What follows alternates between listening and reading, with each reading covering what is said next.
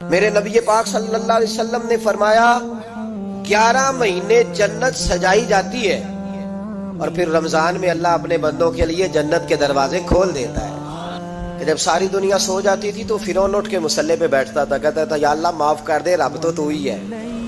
وہ حضرت عائشہ عرض کرنے لگی حضور چلے یہ تو سمجھ آ گئی، لیکن بارش مجھ پہ پڑی آپ پہ پڑی نہیں، تو کہا عائشہ تم نے اڑا کیا تھا؟ کہا حضور آپ کی تامت، فرمایا بارش کوئی نہیں تھی، جب تو نے میری تامت لی تو خدا کی رحمتیں تم پر برسنے لگ گئی۔ حضرت جنید بغدادی تو فرمایا کرتے تھے کہ حسن بصری پڑھانے والا ہو، رابعہ بصری پڑھنے والی ہو، تو پھر بھی ان کو بغیر پردے کے پردے پڑھانے کی اجازت، اس وقت نہ وہاں کوئی فرشتہ آ سکتا ہے نہ کوئی نبی اور مرسل آ سکتا ہے۔ جب فرشتہ اور نبی نہیں آ سکتے تو عائشہ اور ابو بکر کیسے آ سکتے ہیں؟ تو کہا یا رسول اللہ پھر وہاں ہوتا کون ہے؟ تو حضور فرمانے لگے ایک میں ہوتا ہوں، دوسرا میرا رب ہوتا ہے۔ میرے بھائیوں مثال دی ہے آپ کو سمجھانے کے لیے کہ رمضان المبارک وہ عزت اور عظمت والا مہینہ ہے جس کا تعارف کسی عام آدمی نے نہیں، رب کریم کے قرآن نے بیان فرمایا ہے اور میرے مصطفیٰ کریم کی زبان اطہر نے بیان فرمایا ہے۔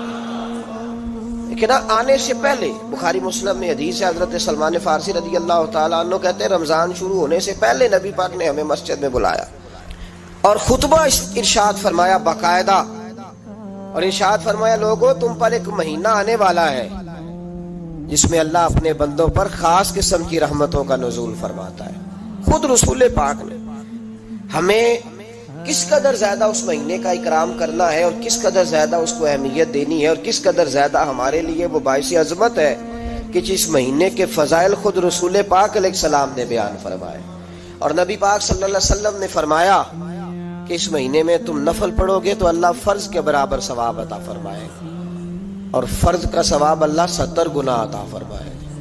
کتنا بولیے؟ اچھا ہوتا پتہ کیا ہے؟ ہم یہ کرتے ہیں کہ جو پتہ محسوس ہوتا ہے نا کہ اس جگہ مجھے رمق زیادہ نظر آ رہی ہے، تجارت میری زیادہ بڑھے گی، تو لوگ ادھر توجہ کر لیتے ہیں۔ او خدا کے بندو، صحابہ کا مزاج یہ تھا کہ جہاں انہیں پتہ چلتا تھا نا اس نیکی کا ثواب زیادہ ہے تو وہ بھاگ کر اس نیکی کی طرف توجہ کرتے تھے۔ آپ صحابہ کی سیرت کی کتابیں دیکھیے، حضرت انس بن مالک رضی اللہ تعالیٰ عنہ فرماتے ہیں جب نبی پاک علیہ السلام نے رمضان کی شان بیان کی تو صحابہ کا یہ مزاج بن گیا کہ وہ اپنے سارے کام رمضان سے پہلے سمیٹ لیتے تھے، رمضان شریف سے پہلے سارے کام سمیٹ لیتے، لینے دینے کے معاملات صاف کر لیتے، خریداری ہو جاتی، گھر کے اندر کوئی کام کرانا ہوتا تو وہ رمضان سے قبل کرا لیتے۔ یکم رمضان کو وہ مسجدوں میں ڈیرے لگا لیا کرتے تھے، وہ کہتے تھے نیکیاں جمع کرنے کے ایام ہیں، نیکیاں۔ دیکھیں نا سب سے مصروف ترین زندگی ہمارے نبی پاک صلی اللہ علیہ وسلم کی زندگی ہے۔ 23 سالوں میں نبی پاک علیہ السلام نے 2300 سالوں سے بھی زیادہ کام کیا، بڑا مصروف وقت تھا حضور کا، بڑا مصروف۔ ہمارے یہاں نا میں ایک جگہ پہ حاضر تھا تو ایک بزرگ تقریر فرما رہے تھے، وہ کہہ رہے تھے اب خانقاہوں میں جو اللہ اللہ ہو رہی ہے وہ چھوڑ کے باہر نکلو، اب میدان میں نکلنے کا دور ہے۔ تقریر ختم ہوئی تو میں نے کہا حضرت ناراض نہ ہوئیے گا، ویسے کون سی خانقاہ میں اللہ اللہ ہو رہی ہے جہاں سے آپ باہر نکالنا، تو دور ہی گزر گیا اللہ اللہ کرنے کا، اب تو لنگر شنگر چل رہا ہے خانقاہوں میں، یا باتیں شاتیں ہو رہی ہیں، کیلو کال کی دنیا ہے، مستی اور حال کی تو کب سے چلی گئی، کم باذن اللہ جو کہتے تھے وہ رخصت ہو گئے، خانقاہوں میں مجاور رہ گئے یا گور کن۔ اب تو کہاں کس کو آپ کہہ رہے ہیں کہ اللہ اللہ چھوڑ کے باہر ہو؟ کون اللہ اللہ کر رہا ہے؟ اللہ ماشاءاللہ ہے حال ہی کوئی نہیں۔ اسلام فقط اللہ اللہ کا مذہب نہیں، نبی پاک صلی اللہ علیہ وسلم نے کہا لا رہبانیت فی الاسلام، میرے اسلام میں رہبانیت کا کوئی حصہ نہیں۔ ایک آدمی جا کے صرف مسجد میں بیٹھ جائے، حقوق سارے چھوڑ دے، بال بچوں کو بھول جائے، اسلام اس کی حوصلہ افزائی نہیں کرتا، حوصلہ شکنی کرتا ہے۔ وہ والی صوفی کا درس حضور نے نہیں دیا کہ مسجد میں بیٹھو اور بس مسجد میں بیٹھو، خانقاہ میں بیٹھو، بلکہ نبی پاک صلی اللہ علیہ وسلم ہمیں بدر میں بھی نظر آتے ہیں، حضور خود جنگ کا لباس پہن کر ہمیں احد میں دکھائی دیتے ہیں، نبی پاک صلی اللہ تعالی وسلم ہمیں خندق کے موقع پر ہاتھ میں کدال پکڑ کر نبی پاک علیہ السلام ہمیں کھدائی کرتے ہوئے نظر آتے ہیں، مسجد نبی تعمیر ہو رہی ہے تو حضور ہمیں خود اینٹیں اٹھاتے ہوئے دکھائی دیتے ہیں، سارے کام حضور نے کیے ہیں، لیکن میرے بھائی یہ یاد رکھو، اگر بدر میں جانا میرے نبی کی سنت ہے تو غار ہرا میں چپ کر کے بیٹھ کے اللہ اللہ کرنا یہ بھی میرے نبی کی سنت ہے صلی اللہ تعالی علیہ وسلم۔ اگر احد میں، خندق میں، حنین میں میدان میں رہنا حضور کا طریقہ ہے تو غار ثور میں 3 دن اللہ اللہ کرنا بھی نبی پاک کا ہی طریقہ ہے۔ اگر سارا دن تبلیغ کرنا حضور کا طریقہ مبارکہ ہے تو ساری رات مصلی پہ کھڑے رہنا، اور صحیح مسلم میں حضرت عائشہ فرماتی ہے کہ قدموں پہ ورم آ جانا یہ بھی تو میرے نبی کا طریقہ ہے نا۔ تو میرے بھائی اس کو کون اپنائے گا؟ مصروف ترین زندگی نبی پاک کی، اس کے باوجود اللہ کے رسول ہر سال 10 دن کا اعتکاف کرتے تھے، ہر سال۔ ایک سال جہاد پہ گئے تھے، اعتکاف نہیں ہو سکا، اگلے سال میرے نبی پاک نے 20 دنوں کا اعتکاف فرمایا، پچھلے 10 دن کا۔ افسوس یہ ہوتا ہے کہ رمضان المبارک اس میں بھی وہی سیاستیں، وہی خوش گپیاں۔ میں تو دعا مانگتا رہتا ہوں کہ اللہ روزوں میں کوئی الیکشن نہ آئے، آپ بھی آمین کہہ دیں، ورنہ وہی مصیبتیں، وہی جھوٹ سچ، وہی دروازوں پہ وہی۔ خدا کا واسطہ بس کر دو، رمضان شریف ہے، ٹھہر جاؤ ذرا، کیا ہو گیا ہے؟ میرے نبی پاک صلی اللہ علیہ وسلم نے فرمایا 11 مہینے جنت سجائی جاتی ہے اور پھر رمضان میں اللہ اپنے بندوں کے لیے جنت کے دروازے کھول دیتا ہے۔ 1 گھنٹہ پہلے صفائی کرتے ہیں مہمان آنا ہوتے، 1 گھنٹہ، ورنہ بچے دوبارہ سے پھر چیزیں بکھیر دیں گے۔ 1 گھنٹہ پہلے صفائی ہوتی ہے، لمبی نہیں، لیکن میرے نبی پاک نے فرمایا رمضان کے لیے رب کریم 11 مہینے جنت کو سجاتا ہے۔ چھوٹی بات ہے، روزے آ گئے، معمولی حیثیت ہے۔ ہم لوگ انہی معاملات میں، میں منع کرتا ہوں، ہمیشہ منع کرتا ہوں، آپ کو ہر سال منع کرتا ہوں، میں پابندی سے 1-2 اخبار ڈیلی دیکھتا ہوں۔ میرا ناشتہ نہیں ہوتا جب تک اخبار نہ ہو، چونکہ بزرگوں کا فتویٰ ہے جمعے کا خطبہ وہ دے جو عالمی حالات سے باخبر ہو۔ ہم کوئی رسمی تقریر نہیں کرتے کہ لوگوں کو کہیں کہ روزے آ گئے تو کون سا مہینہ چل رہا ہے تو مہینے کے حساب سے خطاب ہو۔ رسول اللہ صلی اللہ تعالی علیہ وسلم کی امت کے جو ذمہ دار اور پہرے دار ہوتے ہیں انہیں امت کی پہرے داری کرنی ہوتی ہے، اس لیے وہ یہ نہیں دیکھیں گے کہ کون سا موضوع چل رہا ہے اس پر میں نے 1 گھنٹہ گزارنا ہے، ترجیحات پر بات ہوگی۔ بات یہ عرض کر رہا تھا کہ میں رمضان شریف میں اخبار نہیں دیکھتا، میری اپیل ہے آپ سے کہ آپ رمضان شریف میں نا رمضان ٹرانسمیشن بھی نہ دیکھیں، ٹی وی پہ خبریں بھی نہ سنیں، سارا سال سنیے خبریں۔ ہماری خبریں سننے سے ملک میں کیا انقلاب آ گیا ہے، وہ جو ہم نے چوک میں کھڑے ہو کے تجزیہ کیا تھا اس سے کتنے لوگ صبر گئے۔ چھوڑیں، جتنا وقت ملے وہ آ کے مسجد میں بیٹھے، اللہ کے گھر میں وقت گزاریں، ٹائم دیں۔ عبادت آپ کو زندہ کرے گی، روحانیت پیدا کرے گی، توانائی آئے گی، خوبصورتی آئے گی آپ کے اندر، آپ زندہ رہیں گے۔ دنیا داری دلوں کو مردہ کرتی ہے، قرآن کی تلاوت، اللہ کا ذکر، مسجد کی حاضری روح اور دل کو زندہ کر دیا کرتا ہے۔ مسجد میں بیٹھیں، وقت دیں، مہربانی کریں۔ اور یہ بھی آج میں بڑی ذمہ داری سے عرض کر رہا ہوں، اگر آپ کبھی زندگی میں مجھے بھی دیکھیں نا ٹی وی میں کسی عورت کے ساتھ میں کسی پروگرام پہ بیٹھا ہوں تو آپ بالکل لحاظ نہ کریں، آپ بالکل وہ چینل بند کر دیں، ہمیں ضرورت ہی نہیں۔ میرے لیے کوئی مفتی دلیل نہیں ہے تو عورت کے ساتھ بیٹھا ہے پروگرام میں۔ میں نے تو وہ والا قرآن پڑھا جس میں اللہ کریم نے کہا عورتیں آ جائیں تو مرد نظریں نیچی کر لیں۔ ہم نے تو وہ والا قرآن پڑھا جس میں حکم ہے کہ مرد آئے تو عورت اپنی نظر نیچی کر لے۔ تو جہاں علامہ صاحب کے سامنے لڑکی بیٹھی ہے ٹی وی میں انٹرویو لے رہی ہے وہاں نظریں نیچی ہوتی ہیں؟ کہاں سے فتویٰ آیا؟ حضرت جنید بغدادی تو فرمایا کرتے تھے کہ حسن بصری پڑھانے والا ہو، رابعہ بصری پڑھنے والی ہو، تو پھر بھی ان کو بغیر پردے کے پردے پڑھانے کی اجازت نہیں ہے۔ بات ختم ہو گئی یار، 30 تو روزے ہیں، وہ بھی کئی دفعہ 29 ہو جاتے ہیں۔ اللہ کہہ رہا ہے ایام معدودات، ایک گنتی کے دن ہے۔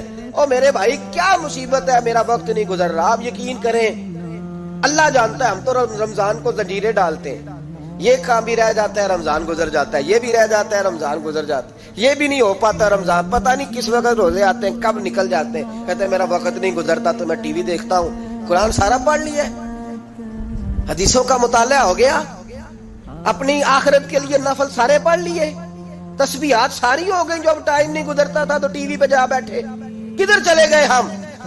علامہ اسماعیل حقی نے حدیث لکھی، حضرت عائشہ صدیقہ رضی اللہ تعالیٰ عنہ فرماتی ہے، تفسیر روح البیان میں موجود ہے، کہتی ہیں ایک دن حضور اچانک میرے ساتھ آرام فرماتے بستر سے اٹھے نکل گئے، ہمیشہ نبی پاک علیہ السلام کا طریقہ مبارکہ تھا، جب رات کو تہجد کے لیے اٹھتے تو کہتے ابو بکر کی بیٹی حق تیرا ہے، وقت تیرا ہے، پر اگر تو اجازت دے تو میں اپنے اللہ کو راضی کر لوں۔ آج حضور نے پوچھا ہی نہیں، بستر سے اٹھے چلے گئے، کہتے میں اٹھی، میں نے دائیں بائیں دیکھا، محبوب نظر نہ آئے، حضور کی طامت استعمال شدہ پڑی تھی، وہ طامت میں نے اٹھا کے اوڑھ لی اور میں نکل گئی حضور کو تلاش کرنے۔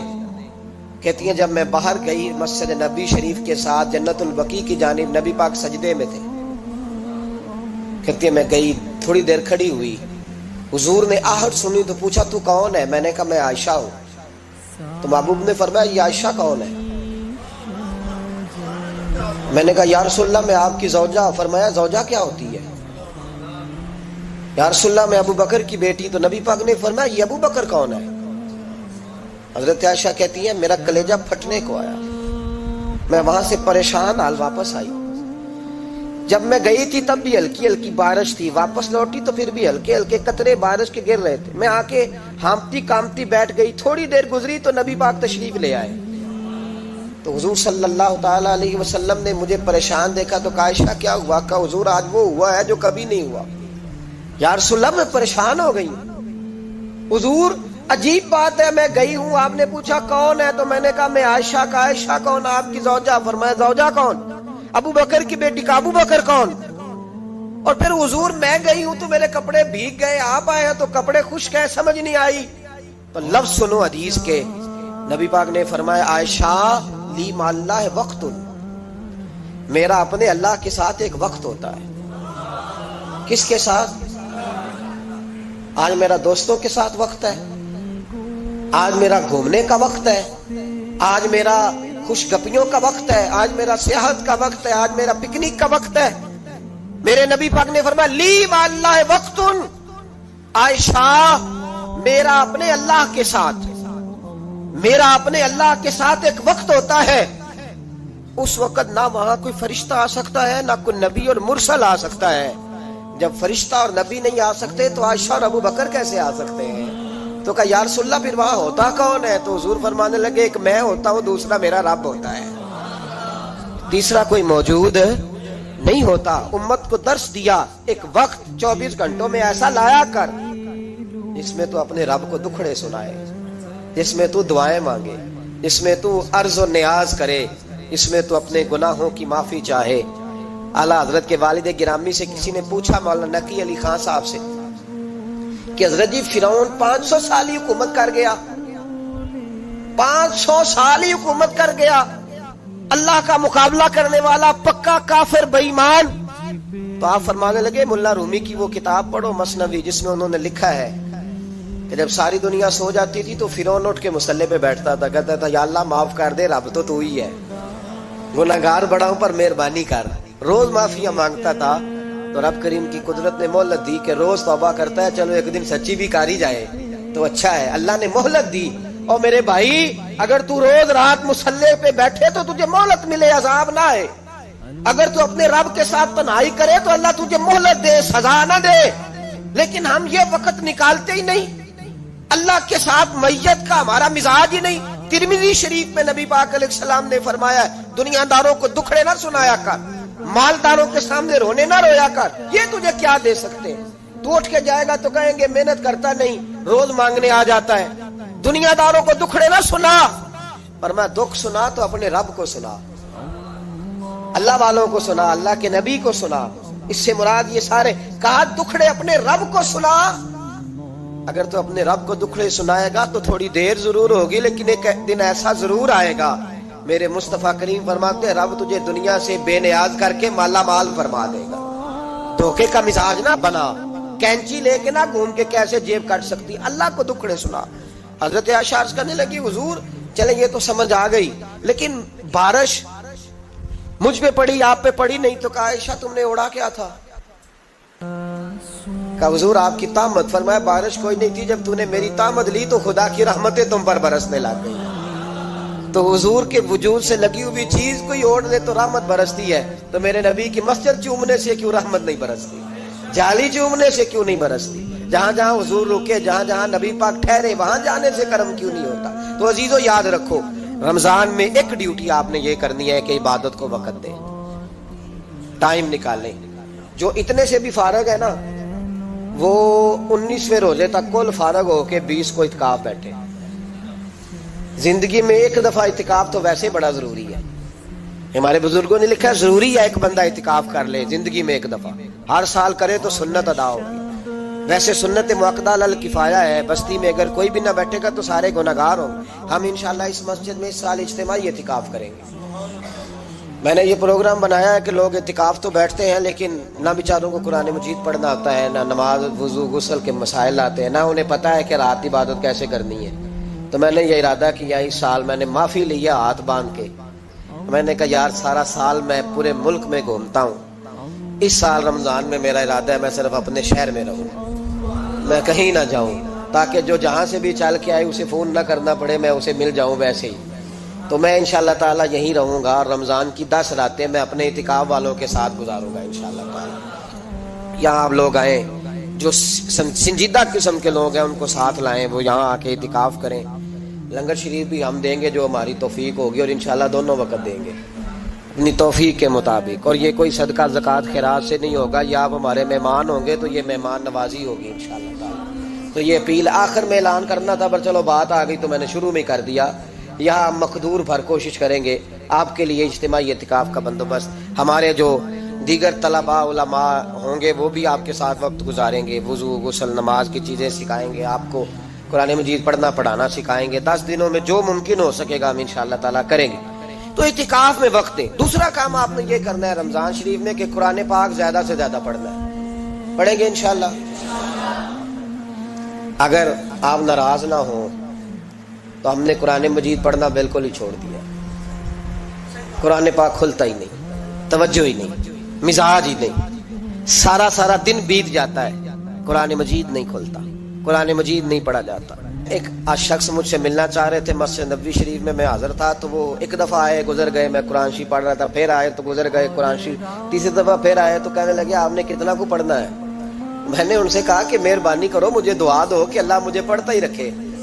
آپ نے یہ کیا لفظ ادا کر لیے کتنا کو پڑھنا ہے؟ خدا کے بندو یہاں کام کیا ہے؟ اگر تلاوت بھی نہیں کرنی تو کرنا کیا ہے؟